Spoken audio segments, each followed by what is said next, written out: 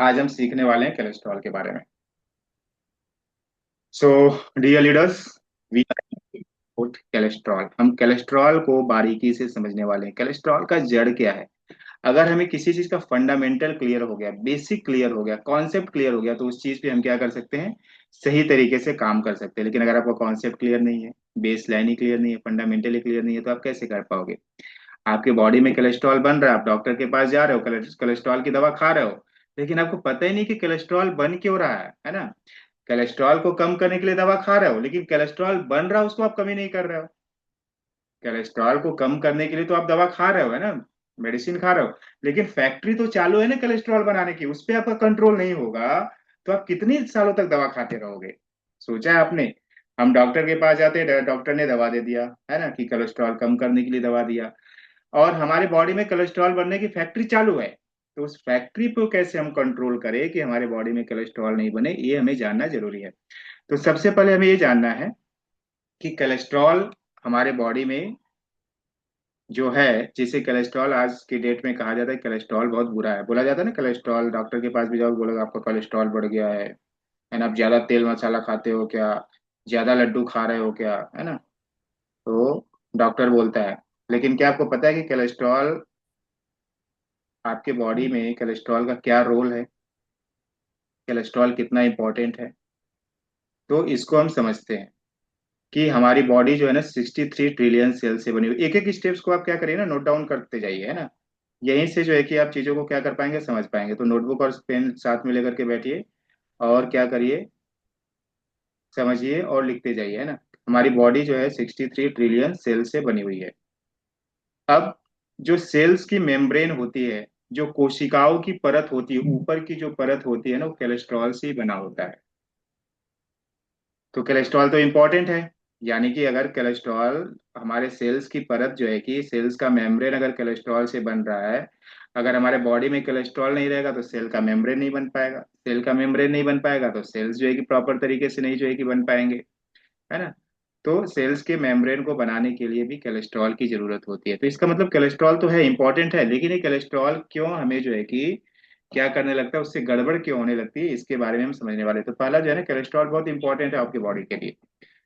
किस कंडीशन में इंपॉर्टेंट है और किस कंडीशन में कोलेस्ट्रॉल बैड हो जा रहा है, उसको हम अभी समझने वाले हैं। तो बेसिक फंडामेंटल हम क्या समझने वाले हैं कि हमारे जो सेल्स हैं, सेल्स का जो मेम्ब्रेन है, वो दिख रहा है ना ऊपर परत, जहाँ पे ग्रीन सिग्नल दिख रहा है आपको, वो सेल्स का मेम्ब्रेन बोला जाता है। मेम्ब्रेन मतलब ऊपर की झिल्ली। वो किससे बनता है? कोलेस्ट्रॉल से बनता है, और उसी के थ्रू क्या होता है, सेल्स को ऑक्सीजन मिलता है। सेल्स के अंदर जो है कि उसी झिल्ली, उसी परत के अंदर जो है कि क्या होता है, सेल्स को ऑक्सीजन मिलता है। तो इसका मतलब क्या, सेल का मेम्ब्रेन इंपॉर्टेंट है, और सेल का मेम्ब्रेन बनाने के लिए कौन सी जो है कि अहम भूमिका निभा रहा है? कौन निभा रहा है? कोलेस्ट्रॉल निभा रहा है। तो इसका मतलब कोलेस्ट्रॉल क्या है, बॉडी के लिए इंपॉर्टेंट है। जो आपकी हड्डियों की बोन्स है, उसको भी बनाने में कोलेस्ट्रॉल का ही इंपॉर्टेंस है। जो आपकी हड्डियां हैं, जो बोन्स है बॉडी में, जो हड्डियां हैं, उसको भी कौन बना रहा है? कोलेस्ट्रॉल ही बना रहा है ना? तो इसके लिए भी कोलेस्ट्रॉल की जरूरत है। आपके बॉडी में जो विटामिन D3 है, वो भी कोलेस्ट्रॉल से ही बनती है। ये देख रहे हो आप, कोलेस्ट्रॉल का रिएक्शन हो रहा है विटामिन D3 में, है ना? कोलेस्ट्रॉल किस में बन रहा है, कन्वर्ट हो रहा है विटामिन D3 में। अगर कोलेस्ट्रॉल नहीं है तो बॉडी में विटामिन D3 की कमी हो जाएगी, है ना? तो विटामिन D3 कौन बना रहा है? कोलेस्ट्रॉल ही बना रहा है। यानी कि कोलेस्ट्रॉल क्या है, इंपॉर्टेंट तो है। अब हम समझेंगे बाद में कोलेस्ट्रॉल क्यों जो है कि हमारे बॉडी के लिए दिक्कत कर रहा है, इसको हम समझने वाले हैं। मेल में जो टेस्टोस्टेरोन हार्मोन होता है, जो सेक्स हार्मोन होता है, वो भी कौन किससे बनता है? कोलेस्ट्रॉल से ही बनता है। देख रहे हो रिएक्शंस आपको दिख रही है? इसको बोला जाता है टेस्टोस्टेरोन, इसको बोला जाता है कोलेस्ट्रॉल। कोलेस्ट्रॉल जो है कि क्या होकर के कन्वर्ट हो रहा है? टेस्टोस्टेरोन में कन्वर्ट हो रहा है। जो फीमेल रिलेटेड हार्मोन है ना, एस्ट्रोजन हार्मोन है, किससे बन रहा है? कोलेस्ट्रॉल से ही बन रहा है। प्रोजेस्टेरॉन हार्मोन किससे बन रहा है? कोलेस्ट्रॉल से ही बन रहा है। इसका मतलब क्या है कि कोलेस्ट्रॉल हमारे बॉडी में इंपॉर्टेंट है। और इसीलिए जो है ना, कोलेस्ट्रॉल बनाने की फैक्ट्री, यानी कोलेस्ट्रॉल बनाने की मशीन, भगवान ने हमारे बॉडी में ही बना करके रखा हुआ है। हमें लगता है कि हम बाहर से जो तेल मसाला खा रहे हैं उसी से केवल कोलेस्ट्रॉल आ रहा है। नहीं, हमारे बॉडी में जो है ना 70% कोलेस्ट्रॉल हमारा कौन बनाता है? लीवर बनाता है। लीवर, फिर कोलेस्ट्रॉल कहाँ बनता है? लीवर में बनता है ना? तो 70% कोलेस्ट्रॉल कौन बना रहा है? हमारा लीवर बना रहा है। 30% कोलेस्ट्रॉल हमारे डाइट से, खाना खा रहे हैं ना उससे जो कोलेस्ट्रॉल बन रहा है डाइट से बन रहा है।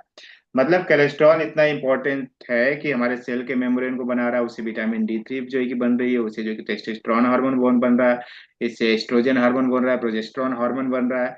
तो कोलेस्ट्रॉल इतना इंपॉर्टेंट है, इसलिए भगवान ने क्या किया ना, लीवर को ही जो है कि काम सौंप दिया कि भैया जो है कोलेस्ट्रॉल बहुत इंपॉर्टेंट है, इसलिए तुम बनाओ। तो 70% जो कोलेस्ट्रॉल है कहाँ बनता है, हमारे लीवर में ही बनता है। 30% जो कोलेस्ट्रॉल हम जो बाहर से खाने से लेते हैं, वो 30% कोलेस्ट्रॉल कहाँ से होता है, डाइट से हमें मिलता है। तो कोलेस्ट्रॉल तो इम्पोर्टेंट है हमारी बॉडी के लिए। अब हम समझते हैं कि ये कोलेस्ट्रॉल जो है कि बुरा क्यों हो जाता है हमारी बॉडी के लिए। तो इसको समझने के लिए हम फिर वहीं से स्टार्ट करेंगे कि जो हम खाना खाते हैं, है ना, वहीं से स्टार्ट करना है। सारा खेल खाना खाने का ही है। खाना अगर आपने सही खाना खाना स्टार्ट कर दिया तो ये जो है कि जो मैकेनिज्म आपकी गड़बड़ नहीं होगी। तो हम कहाँ से स्टार्ट करेंगे, खाना खाने से स्टार्ट करेंगे। तो जब हम खाना खाते हैं तो क्या होता है, खाने में अक्सर हम क्या खाते हैं, कार्बोहाइड्रेट्स खाते हैं।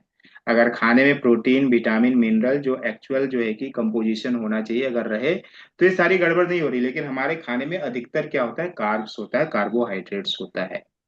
और जब हम खाना खाते हैं तो हमारे फूड पाइप के थ्रू हमारे स्टोमक में जाता है, स्टोमक में जाकर के किस में कन्वर्ट होता है, वो ग्लूकोज में कन्वर्ट होता है, और ग्लूकोज में कन्वर्ट होकर के हमारे ब्लड में घूमने लगता है। नॉर्मल ग्लूकोज है तो कोई दिक्कत नहीं है। लेकिन जब ग्लूकोज की मात्रा बढ़ने लगती है तो ब्रेन को क्या जाता है, सिग्नल जाता है ना। ये स्टोरी रट लो, यही स्टोरी आपको सबको हर चीज में काम आने वाली है ना। ये स्टोरी रट लीजिए कि यही स्टोरी हर जगह काम में आएगी। खाना खाने के बाद खाना किस में कन्वर्ट होगा, ग्लूकोज में कन्वर्ट होगा। जब ग्लूकोज ज्यादा होगा तो क्या होगा, ब्रेन को सिग्नल जाएगा। ब्रेन को सिग्नल क्या जाएगा कि भैया ब्लड में जो है कि ग्लूकोज की मात्रा बढ़ गई है।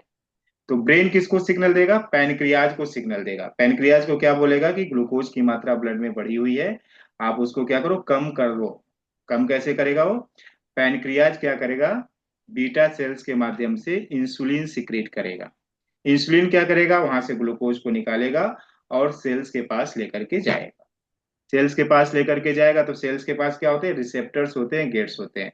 जैसे ही इंसुलिन ग्लूकोज को लेकर के आएगा, सेल्स का रिसेप्टर्स गेट खुलेगा और ग्लूकोज अंदर जाएगा और ग्लूकोज बर्न होगा और एनर्जी में कन्वर्ट हो जाएगा। ये नॉर्मल सबके साथ होता है, सबकी बॉडी में यही चीजें हो रही है। यानी कि ग्लूकोज किस में कन्वर्ट हो रहा है, सेल्स में कन्वर्ट हो रहा है, सेल्स क्या कर रही है, हमें एनर्जी दे रही है।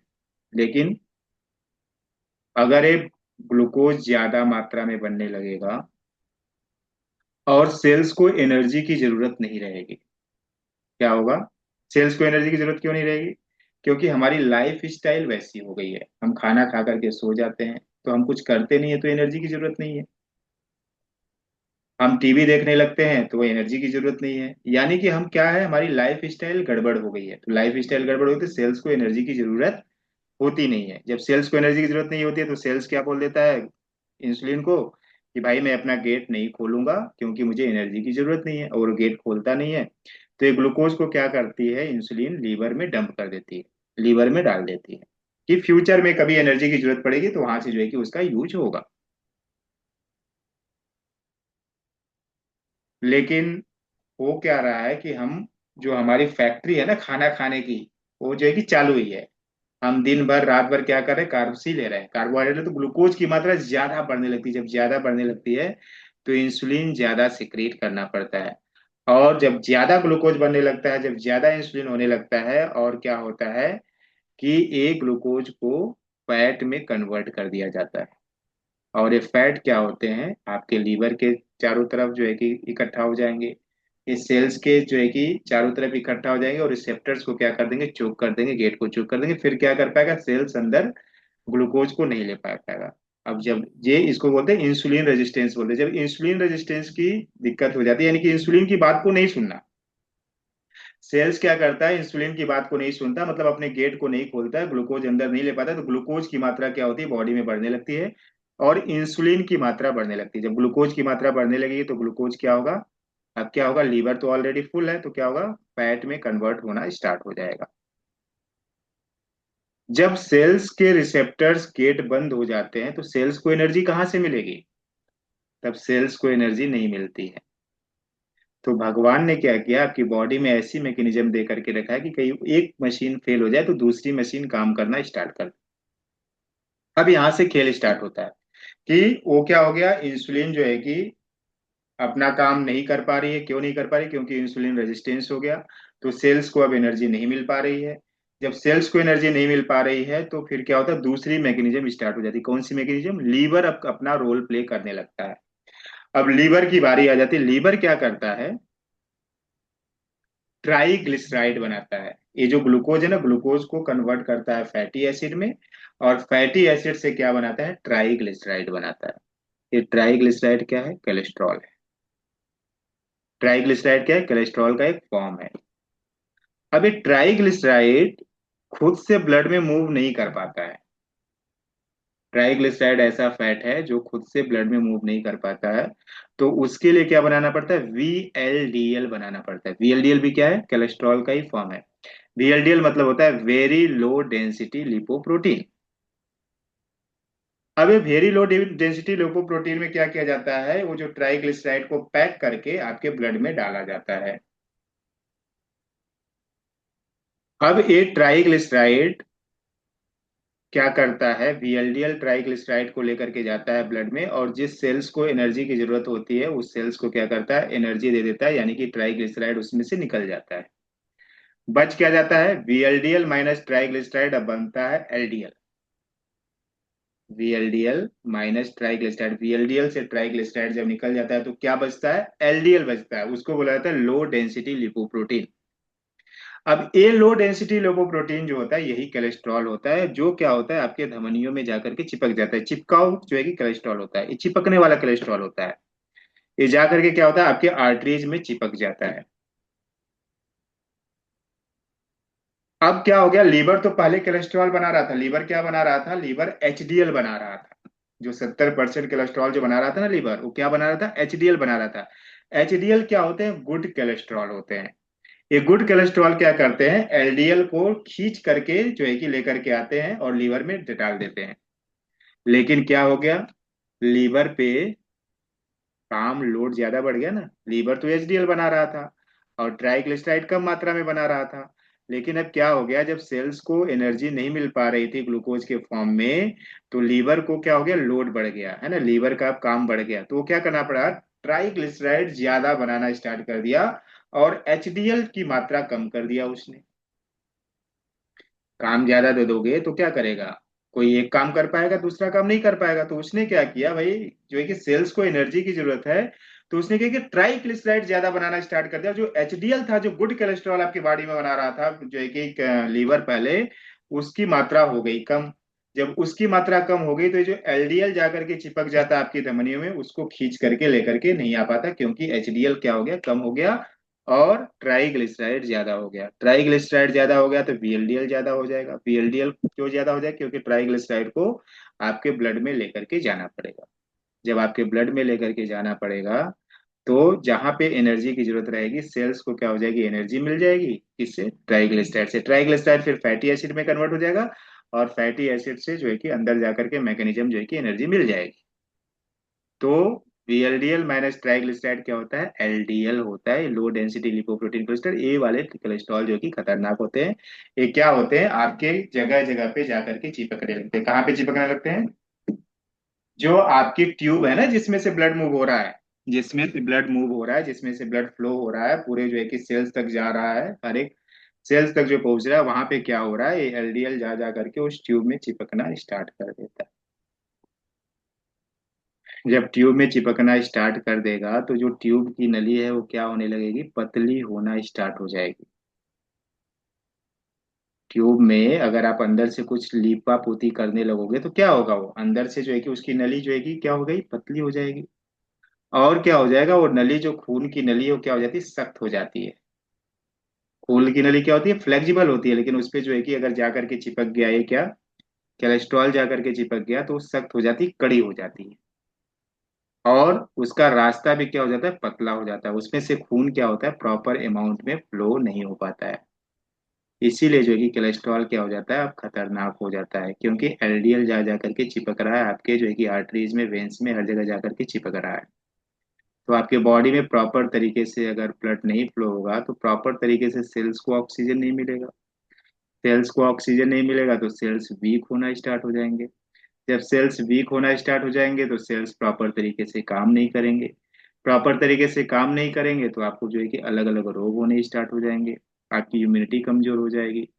सेल्स जो है कि प्रॉपर तरीके से उनको ऑक्सीजन नहीं मिलेगा तो आपको जो है कि आपका इम्यून सिस्टम कमजोर हो जाएगा। आपको जल्दी जल्दी बीमारियां पकड़ने लगेगी। और ये ट्राइग्लिसराइड जब जा करके जो है कि एलडीएल के फॉर्म में जब चिपकने लगता है तो और क्या होता है, अब जो है कि दिक्कत होना स्टार्ट हो जाती है। तो कहाँ कहाँ पे दिक्कत होती है, जहां जहां चिपकेगा वहां वहां पे दिक्कत होना स्टार्ट हो जाएगी। तो कैसे दिक्कत स्टार्ट होती है, तो इसको थोड़ा सा हम एक वीडियो के माध्यम से समझते हैं, जिससे कि आपको कॉन्सेप्ट और क्लियर हो जाए। तो अभी तक समझ में आया कि कोलेस्ट्रॉल क्या है, कोलेस्ट्रॉल के कितने फॉर्म है, कोलेस्ट्रॉल के कितने फॉर्म है, एचडीएल, एलडीएल, ट्राइग्लिसराइड।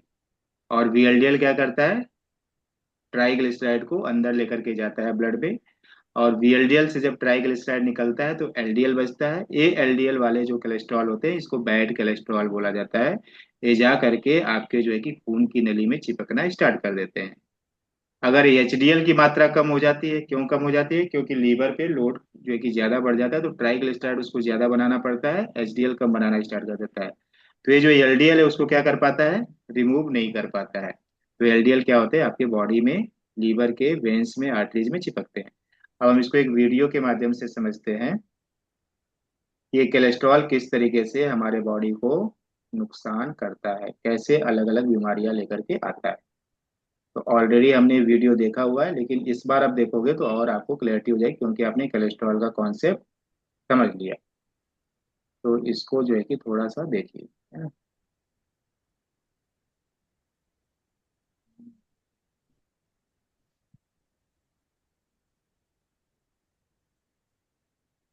तो क्या होगा, स्क्रीन कहाँ चली गई,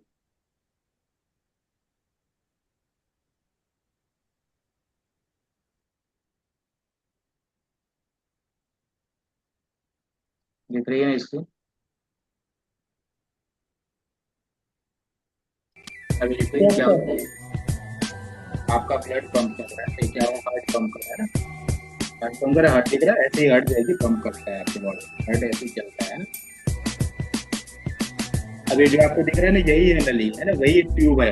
इस ट्यूब से ब्लड फ्लो करता है, ये ट्यूब दिख रहा है आपको, यही ट्यूब है जो जिसमें ब्लड फ्लो करता है। अब एक ट्यूब को दिखाएगा, है ना, एक ट्यूब को दिखाएगा कि इसमें ब्लड कैसे फ्लो हो रहा है।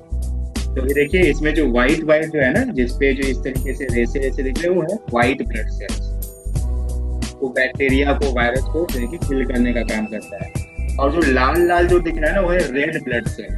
क्या करता है, आपके बॉडी में ऑक्सीजन लेकर के जाता है, ऑक्सीजन सप्लाई करने का काम करता है।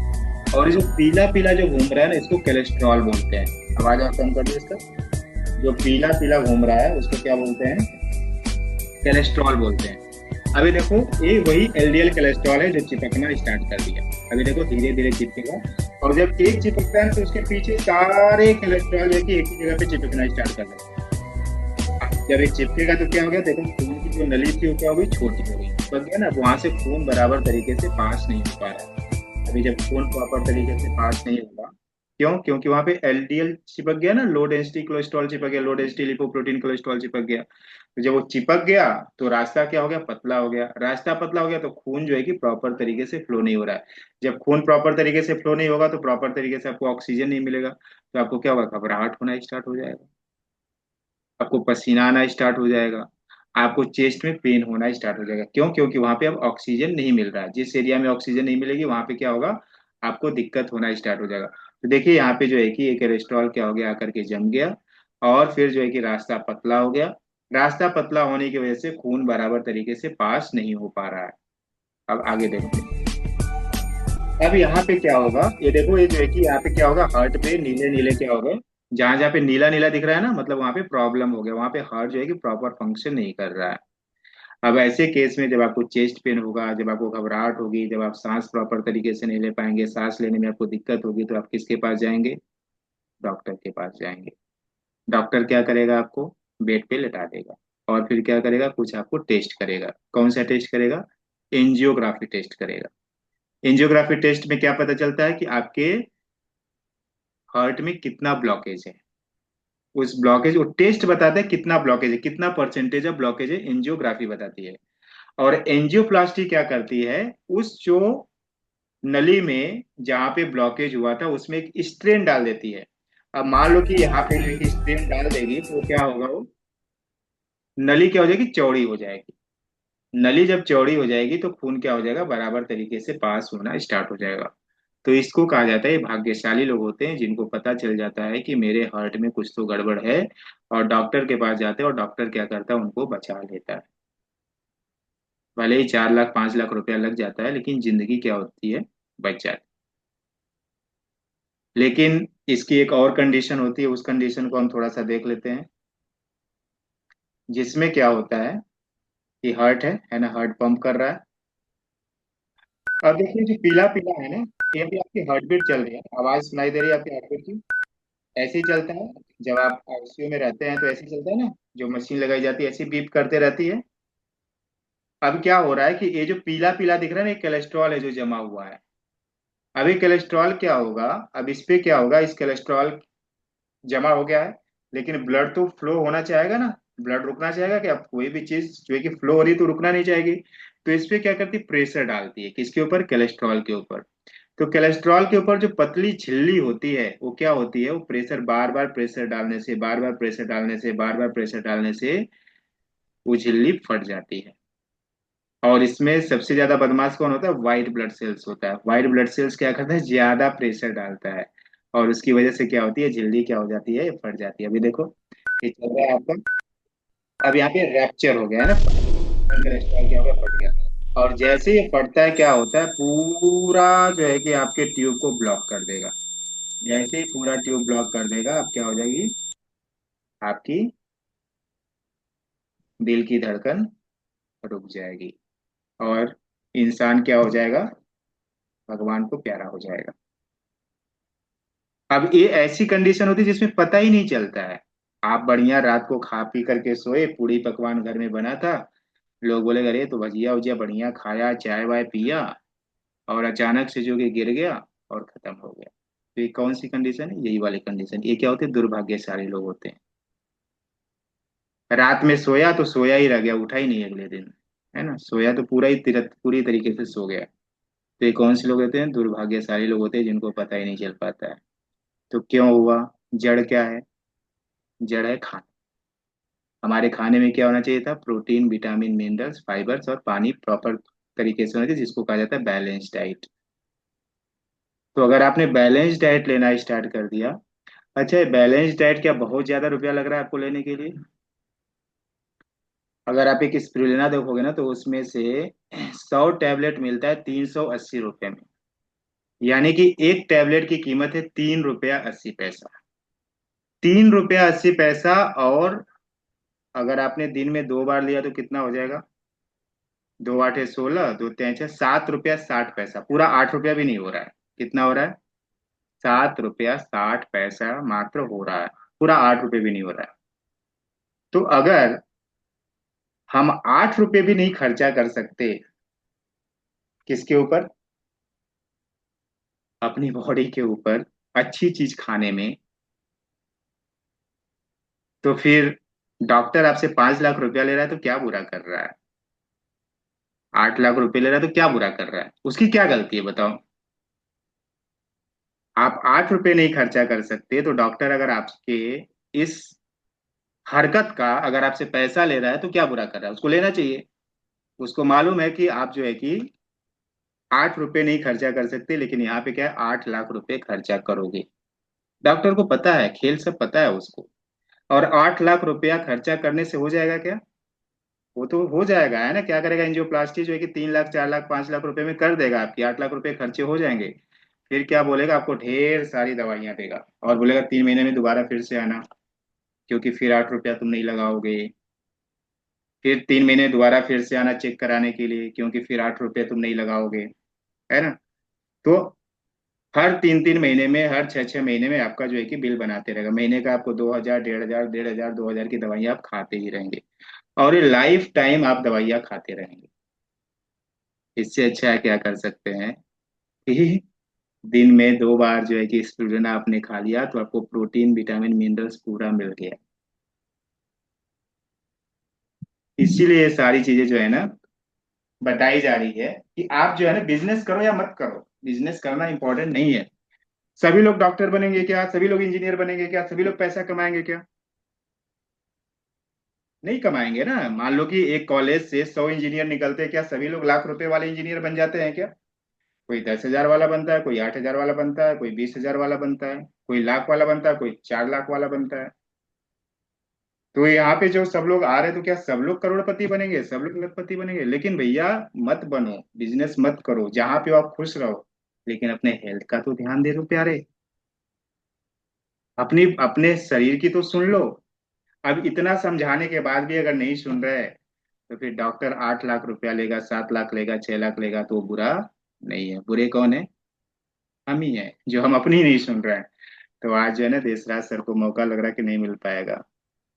तो अपन क्या करेंगे ना, कल स्टार्टिंग में मौका लेंगे, है ना? क्योंकि 1 मिनट ही बचे। अच्छा, 1 मिनट का मौका है, देशराज सर आप बात कर सकते हैं, है ना?